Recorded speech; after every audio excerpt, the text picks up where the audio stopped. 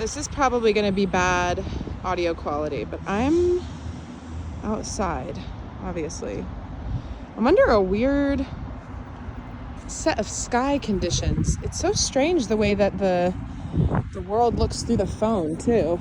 The lighting is incredibly bizarre for the time of day that it is. It's almost like it's making me think that that looks like a baby dinosaur. Looks like a little Yoshi, facing to the left, about to take a chomp out of something. Or a rubber ducky or something, but anyway. Or a genie's lamp, check that out. Facing the other way. I love these kinds of clouds, and it's a shame that I'm not in a better space to see more of them, and it's also a shame that it's not really picking up the light quality in the way that it really looks. I mean, how could it?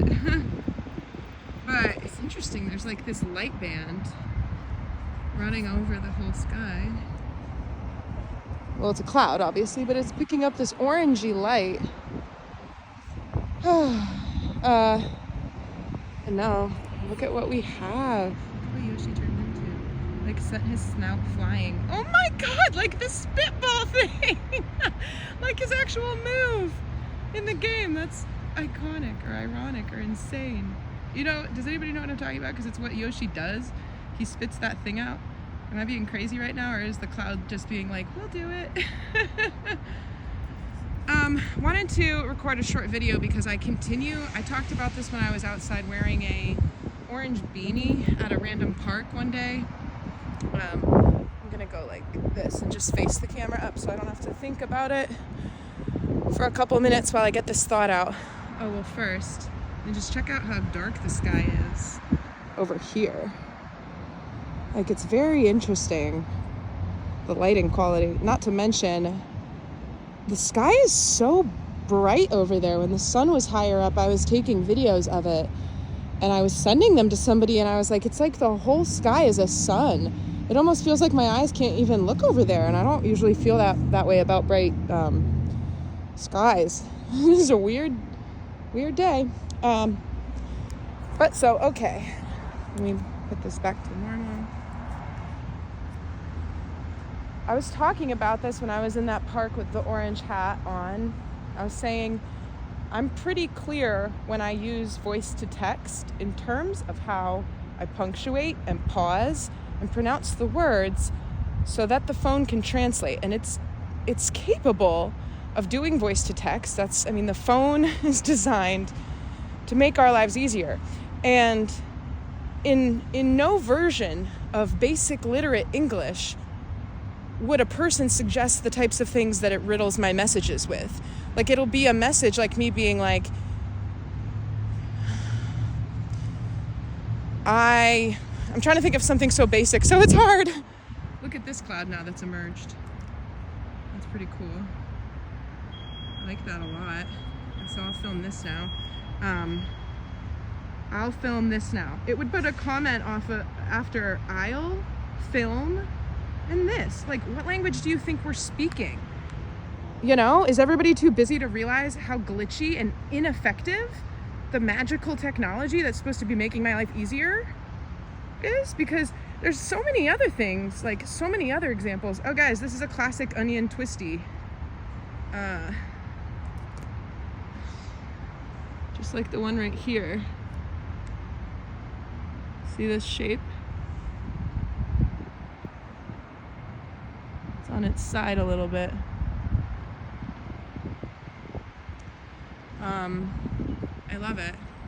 I love it. There's a reason why. It's the same reason why curls and spirals in nature are seen. The wind, elementally, all the elementals abide by the language of the universe, which reduces down to growth via geometry. So I'm not going to get off on that tear right now, but I speak to the clouds and connect with all of the energies like this. Like, it's very interesting. It's almost like they're the angels that wrap around the earth much faster than anything else until what's his thing came out. How cute is that? That looks like a crescent moon, but that's just a wisp of a cloud too. It's okay, little buddy. You are the moon. It looks like a little crescent moon in the sky if you don't look too closely. yeah, communing with cloud spirits. I'll do that talk later. But so something that I can do, I don't like to do it, but the HEYSIRI, and then if you're like, say I just put in my AirPods because I'm about to take the dog for a walk and I want my music to start playing, there's like these very basic commands that we understand that she's capable of, because those are the hands-free type of ones, like set an alarm or whatever it is. And I know for a fact that one of them used to be, at least, shuffle this playlist. She would just do it. She would just do it. And now this time, and somewhat recently, she's like, which app do you want to use? And I'll tell her. And then she's like, okay, this is what I found on the web. And I'm like, stop playing dumb with me. You know exactly what I just asked you to do. This is some glitch that it's like everything else in the world. Like, I'm not going to, don't take this too literally, but I'm going to compare these things for the sake of it, because it's the same feeling that I get. It's the same vein of being worked up and the same root cause as to why, but it's like there's less food in every food package. Check this out now. We have an arrow pointing. See that? It's very light and the camera's not doing the best job of picking it up, but I see arrows in clouds a lot. What is it pointing at? This. This to me looks like a goddess, like that's the face and the arms are reaching out, and like her whole body is like a smooth trail. It's like something of a, anyway, we'll keep an eye on it because the arrow told us to. Now I'm seeing them as elongated bunnies, 2 of them moving side by side through the air like jackalopes with really long ears. Yeah, so kind of like how I feel, there's less available to us through common, services and goods that people are used to having. It's all being slowly, gradually reduced. And it's this squeeze that is doing very dire things to the economy. And I know why, there's all these reasons and all these layers to why these things are happening. But to acknowledge them as part of the same type of thing, from the angle that I'm coming from, I think is valuable. So again, the world just becoming very dystopic in this District 12 Hunger Games type of way, not to mention I will continue to go on about why we see things like, the release of another Hunger Games, the release of the Wicked movie with Ari that's coming out. Can't wait to see it. I'm gonna fangirl, hard over it, but just like Barbie, I'm gonna tear it to shreds. Because, the world is both and, so am I. If I didn't make space just to let things be as they are and consume stuff, and I'm gonna tell you this because I used to live in this space, I was afraid to do things, to comment on things, even to listen to music. I was like, I don't know what I can trust, and I don't like the way this feels. And I had to stop being afraid. I'm gonna insert a clip right here. It's something that I screen grabbed from We the Aether, I believe, on Instagram. Do not be afraid appears so many times in the Bible, probably more than any other phrase, and there's a reason for that.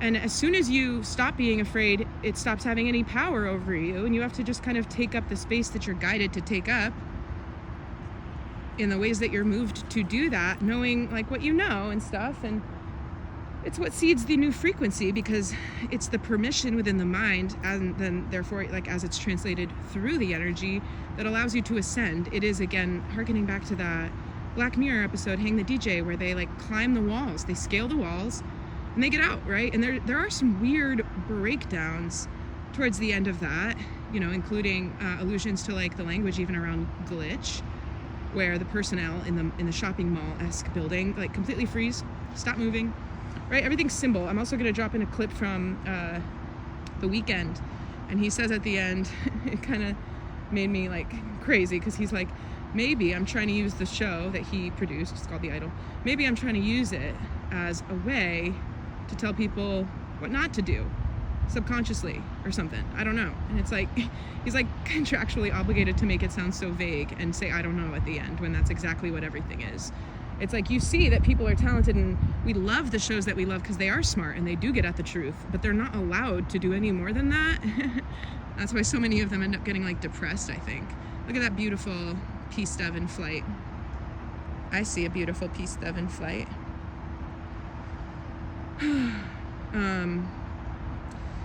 Yeah, so the everything around like inflation and goods and commodities, but also this breakdown between like the large corporations, these amalgamations and these monopolies. It's very hard to access like directed personal care with agents. And even when you do, after 45 minutes and the music has driven you like massively insane, you know, if you have the time in your busy schedule to even hang on the phone for as long as it takes to get to the human, for whatever customer service issue you're having, because everything has issues and we're always needing to resolve them. And if you don't, you might accidentally get charged more money because these things are not perfect and we need humans to be able to help us. And we don't have that. And so we're kind of at the mercy of this thing closing in around us, and that thing is not human because it's all technology based. And like, yeah, it's going to help the world, but I just want people to realize that something like Siri should not be making moves backwards. And if she is, if I'm paying more money for a fancier phone and I'm like charged on a monthly basis for just having photos, right? For iCloud, like all these different things that I'm paying to partake in, she doesn't help me that much. She pisses me off, and it ends up taking longer to do the very basic thing that I asked her to do in the first place. And I don't think I'm the only one, because I'm a pretty patient person, but it triggers me when I realize that this is the direction, you know, the way of the world. When I mentioned long ago, when I got back from Italy, that I'd had a conversation with a man in an airport who had come back from China about how it looks over there, and how when you go through airport security, all 5 fingerprints are, you know, scanned, and you go through facial recognition, and they look through your phone, your messages on your social media apps. And then because the government recently redefined what the definition of espionage is, as that pertains to who they can allow into the country, you are subjected to whatever type of detainment they see fit at that border through their immigration process. And it's really the stuff out of the types of things that we sit on our couches laughing about because we think we're not very close to it. And people, that's when I get into this form of intensity, that's the only time that you're going to see me be like, wake the fuck up. This is the only type of stuff that I get into that mood about. It's all of the real world implications of it. And that's why I don't try to touch this part of the conversation, because I know that my job is to go stand in the other place and just speak on what's going to help people come to terms with certain realizations about the world, right? And yeah, I mean, it's like, and so who do you talk to, right? And here's another thing. I was really pissed. I consider the whole Karen thing like a psyop. I think what that was, I mean, what I talked about earlier with fear, and the second you can scale that wall and be like, I mean, what's the threat? Like, people have either been changing since 2020, or they've been quiet and they've been afraid. They've been quiet and they've been afraid. And a big reason for that is that there's a certain kind of woman. I talked about maternal instincts recently. I talked about like that mother bear thing that I came close to experiencing that turned me into a different person. And I was on, you know, super fast track to become a Karen. Like, let me talk to the manager. I don't care. Like, I tend to be a person who will handle communication for other people if they don't know how to do it.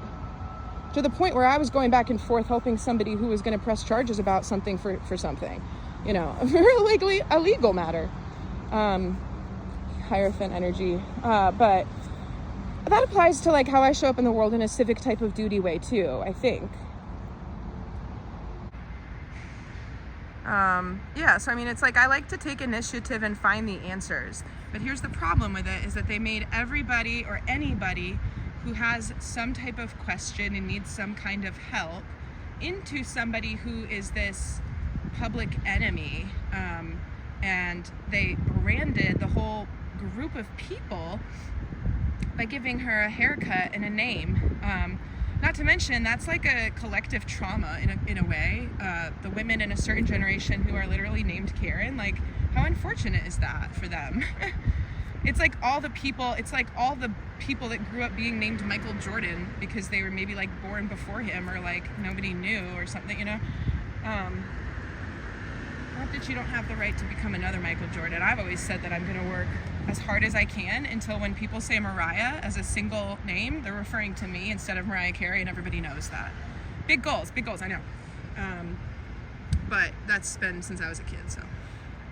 But back to the Karen thing, I'm also not saying that there aren't women who have a very unreasonable way and very unrealistic expectations. Perhaps they've never worked in service, perhaps they're not very empathic, perhaps it's the embodiment of, you know, kind of like a stuck-up woman from an American experience. I do understand that that's a real personality because I've dealt with them. I know that we all have.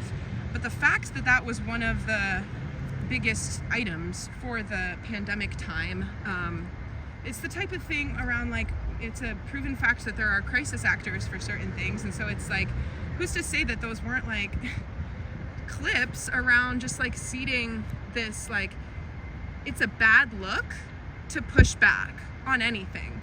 Like, you're gonna be looked at a certain way if you fall anywhere, you know, near this. It's the same type of stuff that I talk about with putting out the Mother God documentary and allowing it to kind of taint or flavor the collective impression of how we experience one another, because the human mind, we can't meet somebody, and I mean that in every sense of the word. We can't see somebody on the internet or meet somebody in person or engage with a new experience without likening it to someone or something that they themselves and the interaction and all of it reminds us of. That's just how our brains make sense of the world around us, which is why I tend to be defensive over children from the moment of birth. They're absolutely impressionable the entire time they're alive, and a lot of parents are doing whatever they want, and they're like, it's just a baby. It's like, right? You know, doing whatever they want around the baby because it doesn't understand any of that.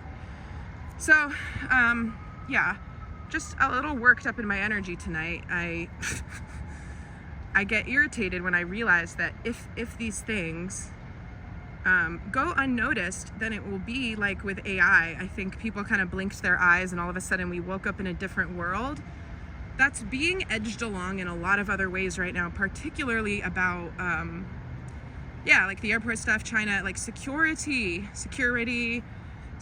and internet censorship around all these things. Like the stuff that I talked about in my video from this morning was about boundaries and posture for the Q1. There is this really heightened timeline split in the collective. So it's strange because you can be very on great terms with people or in positive working relationships or a number of other things, you know, family, whatever it is. And a slight interaction will feel like this strange dire clash in the very essences of who you are at your core. And then on the other hand, the people whom you can talk to, who you kind of feel like understand you and stuff, it'll just be like butter. Like, it'll be very easy to be in that space with those people, and that will feel like the right thing to do. Hi, sweetest. Hey. So, hi. Really handsome little mutt. You want to keep going for a walk? Yeah, he's like, let's get out of here. You stare at clouds too much. I know I do. 1 minute, okay? 1 minute, mutt. All right, guys, thank you for listening. I'm going to talk about certain things around this more. I hope that made sense. I've been having I have so many things to focus on lately, which is why I'm taking the break from long form readings. But I should know this by now. When I get the urge to take a break from channeling, like for the public, my messages go up like insane. So I'm learning how to deal with that, because it just means that I'm having like personal learning and acclimation that I need to give space and attention for, and break the cycle of feeling like that means I'm automatically getting prepared to translate those, you know, and process them for the collective. So I hope everybody's doing well, because it feels like a very intense time. I tend to think that my experience is like a reflection of collective energies, but I might be on like some sort of deep end, area of the spectrum as far as how that feels for other people. But I would love to know how you're experiencing these energies leading up to the full moon on Thursday. So you can email me as always, or leave me a comment, because my comments are on. Okay, have a great evening. Bye.